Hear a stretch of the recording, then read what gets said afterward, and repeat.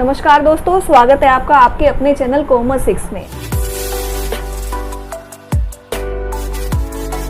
आज हम लोग बेसिक टर्म ऑफ अकाउंटिंग करेंगे। कुछ ऐसे वर्ड जिनके मीनिंग हम जनरली कुछ और समझते हैं, जबकि अकाउंट में उनके मीनिंग कुछ अलग ही होते हैं। तो हम लोग वर्ड बाय वर्ड उनको सीखेंगे कि क्या वो वर्ड्स हैं और उनके मीनिंग क्या क्या हैं। तो चलिए सबसे पहले हम लोग स्टार्ट करते हैं कि अकाउंट का मीनिंग क्या है, व्हाट इज़ अकाउंटिंग। क्योंकि सबसे पहले जब हम लोग अकाउंटिंग सीख रहे हैं तो हमें अकाउंटिंग का मीनिंग तो पता होना चाहिए कि अकाउंटिंग है क्या, तभी तो हम लोग आगे बढ़ पाएंगे। तो what is the meaning of accounting. तो अकाउंटिंग क्या है कि लैंग्वेज ऑफ बिजनेस है। अब अगर लैंग्वेज ऑफ बिजनेस है तो लैंग्वेज का क्या काम होता है। लैंग्वेज का हमेशा ही जनरली ये काम होता है कि वो कम्युनिकेट कर पाए। तो अकाउंटिंग का भी यही है कि अकाउंटिंग कुछ ऐसी ट्रांजेक्शंस को जो इकोनॉमिकली होती हैं उनको कम्युनिकेट कर पाए। उससे जो है बाकी जो फाइनेंसर हैं, जो अदर पार्टीज़ हैं, थर्ड पार्टीज़ हैं, जो किसी कंपनी में इंटरेस्ट रखती हैं, तो उनको पर्टिकुलर डाटा मिल सके और पर्टिकुलर डाटा से वो रिजल्ट निकाल सके। तो वो अकाउंटिंग हो गई। अब अकाउंटिंग क्या है कि हमारी जो अकाउंटिंग है वो जनरली 2 पार्ट्स में होती है। जो हमारे उसके अंदर क्या है कि भी 2 पार्ट्स होते हैं, एक तो डेबिट हो गया, एक क्रेडिट हो गया। क्योंकि हमारी जितनी भी अकाउंटिंग है वो डबल एंट्री पे होती है। जैसे कि लाइक एज ए कोइन है, एक कोइन के अंदर क्या है कि 2 पार्ट्स होते हैं, एक हेड हो गया, एक टेल हो गया। अगर मैं कहूँ कि एक कोइन है और उसका हेड तो है और दोनों तरफ ही हेड है, तो क्या ये पॉसिबल है? नहीं। हेड है तो टेल भी होगा, टेल है तो हेड भी होगा। तो इसी तरह से अगर डेबिट कोई भी हम लोग ट्रांजैक्शन करते हैं तो उसका जो इम्पैक्ट है वो क्रेडिट पे हमेशा ही पड़ेगा, और अगर कोई भी क्रेडिट करते हैं तो उसका जो इम्पैक्ट है वो डेबिट पे पड़ेगा ही पड़ेगा। तो अकाउंटिंग का तो ये हो गया। अब कुछ ऐसे वर्ड हैं जो अकाउंटिंग में जनरली यूज होते हैं, जैसे कि परचेज है। परचेज को हम लोग क्या समझते हैं? परचेज हम समझते हैं कि कुछ भी हमने सामान बाजार से खरीदा वो हमारी परचेज है। जब भी हम मार्केट में जाते हैं तो हम लोग ये क्या कहते हैं कि भाई आप क्या करने जा रहे हो? परचेजिंग करने जा रहे हैं, हम तो शॉपिंग करने के लिए जा रहे हैं। तो परचेजिंग हो गई। लेकिन बिजनेस के अंदर परचेज की मीनिंग अलग ही हो जाता है। परचेज का क्या है कि जिस चीज़ का हम बिजनेस कर रहे हैं, जो पर्टिकुलर आइटम्स हम लोग सेल परचेज कर रहे हैं, जिससे हमें प्रॉफिट होने वाला है, उस पर्टिकुलर आइटम्स को ही हम खरीदेंगे तो ही वो परचेज होगी। बाकी सभी आइटम्स परचेज में इंक्लूड नहीं होगी। ये हमें ध्यान रखना है। जैसे मान लीजिए कोई फर्नीचर की शॉप है, अगर उसने 10 टेबल खरीदी, चेयर्स खरीदी तो वो उसकी परचेज हो गई। लेकिन उसने अगर एसी खरीद लिया शॉप में, शोरूम में लगाने के लिए, तो वो जो एसी है वो उसका फिक्स एसेट में इंक्लूड होगा, परचेज में इंक्लूड नहीं होगा। इसी तरह से अगर मान लीजिए उसी फर्नीचर की शॉप वाले ने कोई और सामान खरीदा, जैसे कि लाइक जो फ्रिज खरीद लिया या कुछ खरीदा, तो वो भी उसका परचेज में इंक्लूड नहीं होगा। जबकि अगर वो डाइनिंग टेबल लेके आ रहा है या कोई भी बेड खरीद के लेके आता है सेल परचेज के लिए, जो आगे जिससे वो प्रॉफिट कमा सकेगा, तो वो परचेज हो जाएगी। अगर हम परचेज कर रहे हैं तो नेचुरल सी बात है सेल भी होगी। तो सेल क्या होगी? सेल में भी वही होगा कि जिस चीज़ का हम लोग बिजनेस करेंगे उसी आइटम की ही अगर सेल होती है तो वो सेल होगी। अदरवाइज बाकी आइटम्स को अगर हम लोग बेचते हैं तो वो सेल में इंक्लूड नहीं होगी। लाइक एज आप किसी शॉप में काम बिजनेस कर रहे हैं, किसी फर्नीचर का ही बिजनेस मान लीजिए कर रहे हैं, तो अखबारें अगर बच जाती हैं, न्यूज़पेपर हैं, हर मंथ की एंड में बहुत सारे न्यूज़पेपर बच गए, आपने उसको सेल कर दिया, कोई रद्दी वाला आया और वो बेच दिया और आपको 100 रुपीज़ मिल गए, तो क्या वो सेल होगी? नहीं, वो सेल नहीं होगी। वो तो ऐसे ही कोई रिवेन्यू हो गया आपका, तो वो रिवेन्यू में इंक्लूड होगा, आपके प्रॉफिट के अंदर वो इंक्लूड नहीं होगा। कि आपकी सेल से जो प्रॉफिट होगा वो होगा आपका, जैसे कि जो आपकी आइटम्स हैं, लाइक जैसे फर्नीचर, आपका जो भी बेड आपने सेल किया, कुर्सी सेल करी, आपने टेबल सेल करी, उसमें जो अगर प्रॉफिट होता है वो आपका इंक्लूड होगा। और जो न्यूज़पेपर आपने वो बेचा वो तो खाली आपका मिसलेनियस इनकम के अंदर आ जाएगा, वो प्रॉफिट में आपका इंक्लूड नहीं होगा। अब आ गया थर्ड के अंदर क्या है कि जैसे कि आपके डेटर्स क्या होता है? डेटर्स समझ में नहीं आया कि भी क्या है ये डेटर्स। तो डेटर होते हैं हमारे देनदार। डेटर्स के अंदर जैसे कि हम लोग अगर कुछ परचेज कर रहे हैं, कुछ सेल कर रहे हैं, तो नेचुरल सी बात है कि कैश पे तो सारा का सारा बिजनेस चलता नहीं है। कैश पे बिजनेस नहीं होगा तो क्या है कि कुछ हमें क्रेडिट पे भी सेल करना पड़ेगा। अब अगर हमने क्रेडिट पे सेल कर दिया तो जो हमारा माल परचेज करेगा वो आने वाले टाइम में हमें पेमेंट भी देगा, तो वो क्या हो जाएगा जी? हमारा डेटर हो जाएगा।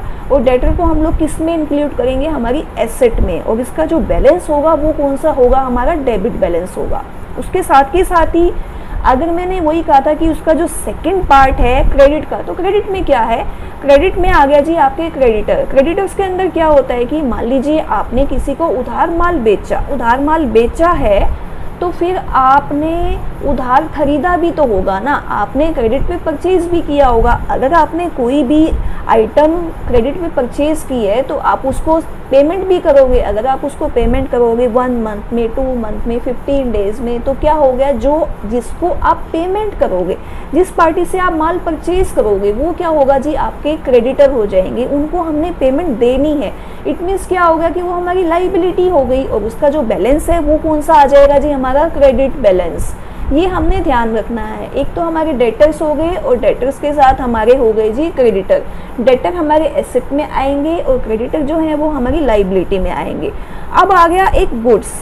गुड्स क्या होती हैं? गुड्स, अब जनरली हम लोग गुड्स को तो कुछ और ही समझते हैं। क्या होता है गुड? गुड का मतलब अच्छा होता है, लेकिन गुड्स का मतलब क्या हो गया? गुड्स माल।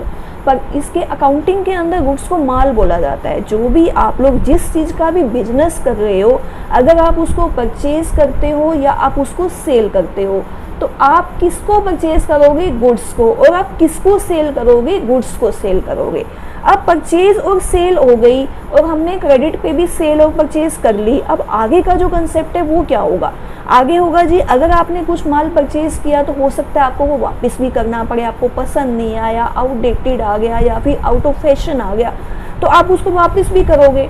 और अगर आप कुछ खरीद के आए हो, आप वापस करोगे।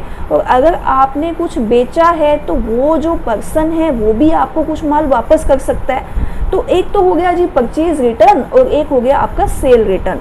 अब परचेज रिटर्न क्या है? परचेज रिटर्न क्या है कि आपने जो भी माल परचेज किया वो अगर आपको पसंद नहीं आया, आपने उसको वापस कर दिया, आपने उसको रिटर्न कर दिया, तो वो हो गया जी परचेज रिटर्न। अब इसमें अपोजिट बैलेंस हो जाएगा। जैसे कि जो परचेज है उसका बैलेंस क्या था? डेबिट था, और जो परचेज रिटर्न है उसका बैलेंस हो जाएगा हमारा क्रेडिट। और इसी तरह से सेल का हो गया। सेल में भी हमने अगर कोई आइटम सेल करी है, अगर कस्टमर को पसंद नहीं आई तो वो वापस भी कर सकता है। अगर वो वापस करेगा तो वो क्या हो जाएगा जी? सेल रिटर्न, और उसका बैलेंस क्या हो जाएगा? डेबिट। जबकि हमारा जो सेल का बैलेंस है वो होता है हमारा क्रेडिट। तो ये भी हमने ध्यान रखना है कि सेल का बैलेंस अगर क्रेडिट है तो सेल रिटर्न का बैलेंस हमेशा ही डेबिट होगा, और परचेज का अगर डेबिट है तो परचेज रिटर्न का हमारा बैलेंस हो जाएगा जी क्रेडिट। अगला पॉइंट है आपका इन्वेंट्री। इन्वेंट्री क्या होता है? इन्वेंट्री होता है स्टॉक। जो भी हम लोग माल परचेज करेंगे, अगर वो माल परचेज किया है तो सेल भी होगा। सेल होने के बाद जो हमारे पास बच गया वो क्या है? हमारा इन्वेंट्री है, हमारा स्टॉक है।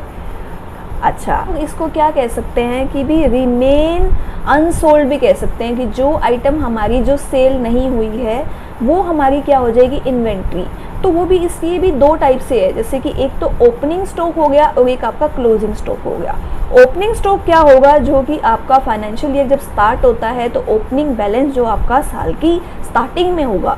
और जो क्लोजिंग स्टॉक होगा वो क्या होगा कि पूरे साल में आपने जितना भी ओपनिंग स्टॉक है, जितना आपने परचेज किया, उन सबको ऐड कीजिए और सेल में से माइनस कीजिए, तो क्या आ जाएगा? आपका क्लोजिंग स्टॉक आ जाएगा। ये क्या है? हमारी एसेट है, और इसका बैलेंस क्या होगा? हमेशा ही हमारा डेबिट होगा। एक आपका वर्ड है बीएस। बीएस क्या होता है? Balance sheet. बैलेंस शीट क्या है कि फाइनेंशियल पोजीशन बताती है एक बिजनेसमैन की, एक कंपनी की, एक फर्म की। बैलेंस शीट के अंदर 2 पार्ट्स होते हैं, एक हमारा एसेट होता है, एक हमारी लाइबिलिटी होती है। एसेट का जो बैलेंस है वो हमारा डेबिट होगा, और जो लाइबिलिटी का बैलेंस है वो हमारा क्रेडिट होता है। और जो एसेट है वो उसमें से अगर लाइबिलिटी को लेस करते हैं तो एसेट और लाइबिलिटी का जो बैलेंस है वो हमारा बराबर होगा। बैलेंस होता है यानी कि बैलेंस शीट। बैलेंस शीट का मतलब क्या है कि जितनी आपकी एसेट है उतनी ही आपकी लाइबिलिटी होगी। और एसेट को हम लोग कैसे करेंगे? Asset equal to capital plus में लाइबिलिटी, और लाइबिलिटी क्या होगी जी? हमारी एसेट माइनस में कैपिटल, और कैपिटल क्या होगी जी? हमारी एसेट माइनस में लाइबिलिटी।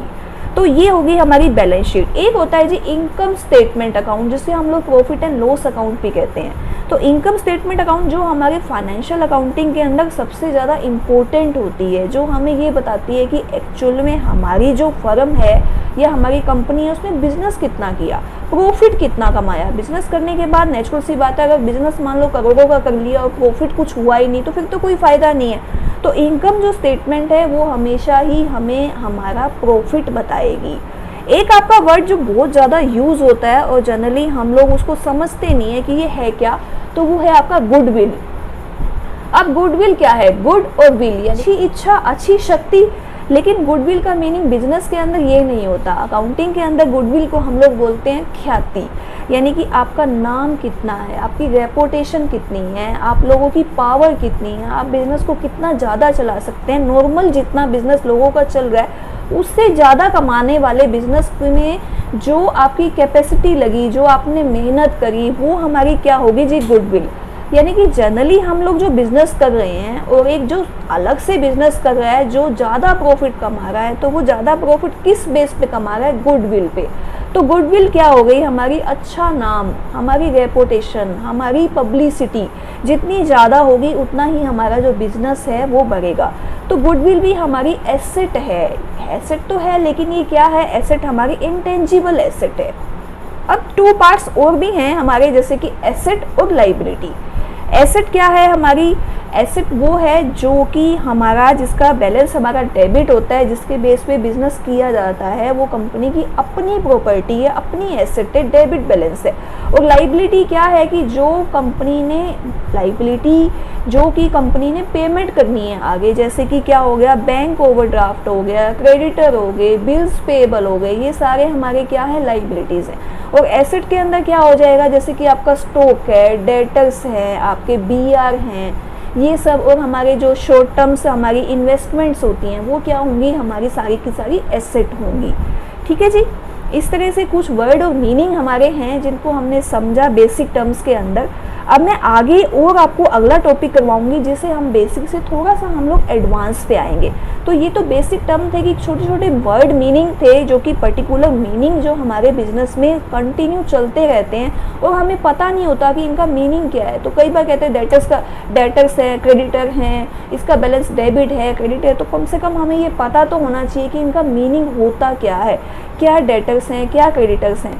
तो अब इस पार्ट के अंदर हम लोगों ने इनके वर्ड मीनिंग समझे हैं। आगे का कंसेप्ट हम नेक्स्ट पार्ट में करेंगे। करती हूँ आपको मेरा ये वाला टॉपिक समझ में आया होगा, और अगर आपको ये समझ में आया तो ज़्यादा से ज़्यादा आप इसको लाइक कीजिए, सब्सक्राइब कीजिए।